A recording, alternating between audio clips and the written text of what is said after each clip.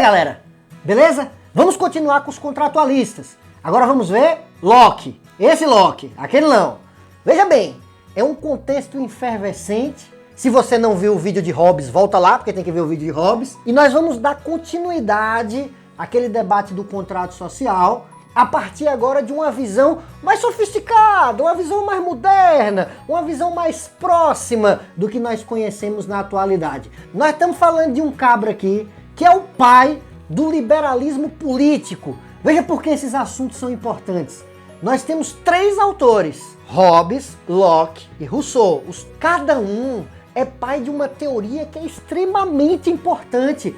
De um lado nós temos o pai do absolutismo, do outro lado nós temos o cara que está criando, fundando, transcrevendo o liberalismo político inglês. Esse cara aqui está fundando uma veia mais à direita. Do outro lado nós temos Rousseau, que é o pai meio que de uma esquerda social, um patrono da Revolução Francesa. São 3 teóricos com 3 modelos de Estado e 3 contratos, que também têm suas antropologias sobre o que é a natureza humana. Então bora ver agora na visão de Locke qual a ideia do contrato social, o que é que ele tem a dizer do homem em seu estado de natureza e o que é essa nova sociedade civil. Para isso, não tem jeito. Você tem que voltar no contexto histórico, você tem que estudar a história. E dentro desse contexto histórico, eu tô falando em subjugar monarcas. Hobbes escreve para fortalecer e construir a figura de um soberano. E esse cara aqui tá má agora, não é bem assim não. É mais ou menos.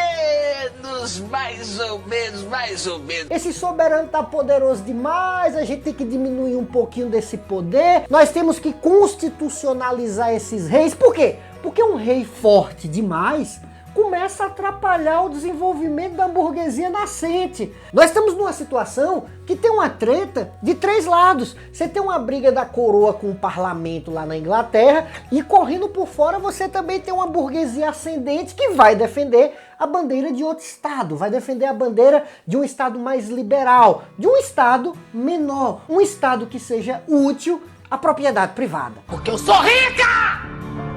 Eu sou rica! Esse é o cerne da teoria de Hobbes. Vocês têm que parar um pouquinho aí e entender da Revolução Puritana até a Revolução Gloriosa. Eu devia estar falando isso daqui? Não, porque nós estamos debatendo os contratualistas. Mas vale a pena deixar claro que há uma vitória liberal que vai fundar uma monarquia constitucional e nisto nosso autor é muito importante. Primeiro lugar, é o indivíduo que faz a sociedade, não é a sociedade que faz o indivíduo. Esse paradigma, esse vetor de orientação, isso é crucial, é determinante para lá na frente a gente separar o que é direita, o que é esquerda, o que é um estado maior, o que é um estado menor. Na visão de Locke, é do somatório, do agregado de indivíduos que nasce o estado. Não é de um estado forte, agigantado, que nasce a orientação dos indivíduos. O vetor de ascendência ou de descendência é crucial para entender a história, a teoria, a metáfora, a analogia.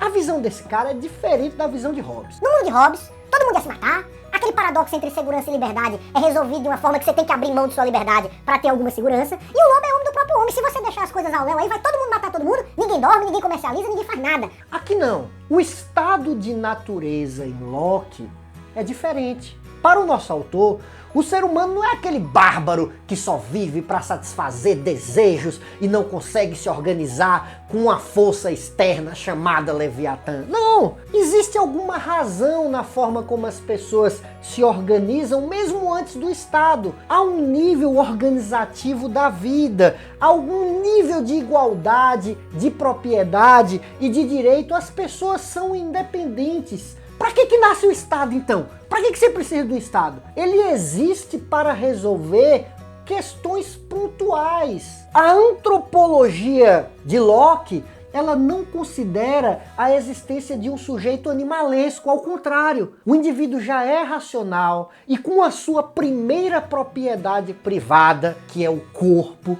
ele trabalha a terra. Ele corta lá as árvores, faz um barco e, portanto, o barco é dele, porque ele fez com a primeira propriedade, que é ele mesmo, dono dele. Ou seja, nós trabalhamos dentro de uma realidade que os contratos individuais que organizam a posse e a propriedade existem antes do Estado. Portanto, a propriedade não é algo que vem com o Estado, como é em Hobbes. Ela vem de antes do contrato social. Para que serve o Estado, então? Qual é seu objetivo? É para evitar que dentro desse estado de natureza, que já tem negociações, as pessoas em um momento singular de desavença declinem para o estado de guerra. Portanto, a natureza burocrática e estrutural do Estado nascente dentro do liberalismo de Locke, ela é mais organizativa. Ele não precisa ser tão grande, ele não precisa ser inchado, ele não precisa de uma monarquia cheia de riqueza, isso e aquilo, e manda.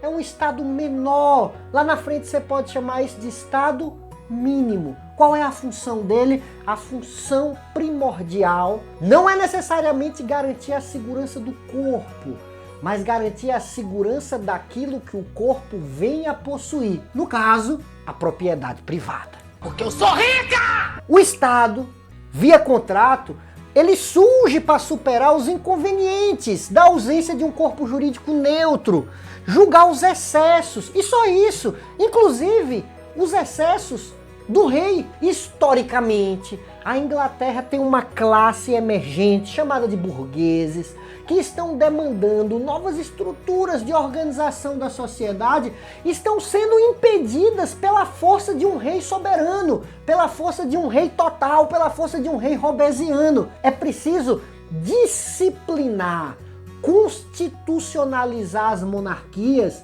e meio que controlá-las através de um parlamento. Isso garantiria que o rei não expropriasse a propriedade privada dos indivíduos que naquele estado de natureza e na condição de liberdade conseguiram constituir com o próprio trabalho do seu corpo. A propriedade privada é o cerne da teoria de Locke. O objetivo do Estado e o objetivo do direito, e isso precisa ficar claro, é preservar algo que já existia antes do Estado. No caso, a propriedade privada. E quando é que o Estado ele deixa de exercer sua função? Quando é que o pacto é quebrado? Quando há uma falha de proteção contra, não a vida, contra a propriedade privada. É nesse momento que a doutrina do direito de resistência é estabelecida. Se você vive dentro de uma sociedade que o rei começa a expropriar a propriedade privada, vai se apropriando dessas posses individuais de uma forma extremamente soberana, aí tá na hora de você cortar a cabeça do rei. É isso que acontece. As revoluções gloriosas, elas propunham exatamente isso, disciplinar o rei pelo medo de perder a cabeça. Trazendo isso para a atualidade, o que é que nós podemos debater sobre o liberalismo de Locke nos dias de hoje? Quais são os limites na contemporaneidade para a propriedade privada, do corpo, da cultura, da ciência, das artes? O que é que o Estado tem para dizer sobre o que você realiza com o seu corpo, sua primeira propriedade? E além disso daí, nós entramos em um debate muito mais estranho, porque o Brasil é um país estranho. Vocês já repararam que no Brasil, o liberalismo, que normalmente está associado com a esquerda, entrou com políticas pela esquerda, com políticas liberais?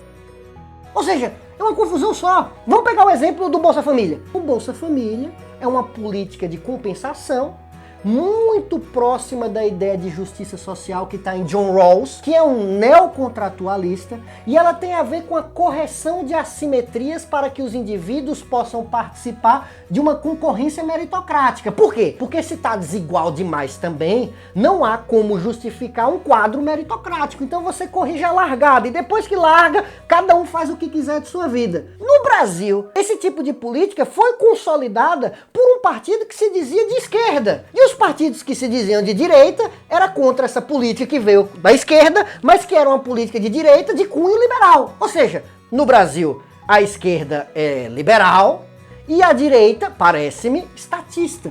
Não, você é burro, cara, que loucura. Como você é burro. Que coisa absurda. Isso aí que você disse é tudo burrice. Reflitam sobre isso daí. Veja como é importante estudar o início, a gênese do debate liberal a partir de um cara como John Locke, um pensador engajado, que escreveu para o seu tempo e que conseguiu fundar uma corrente, junto com Adam Smith e David Ricardo, que irá modificar, estruturar e definir o futuro da política humana. De boa? É isso aí, galera. Valeu!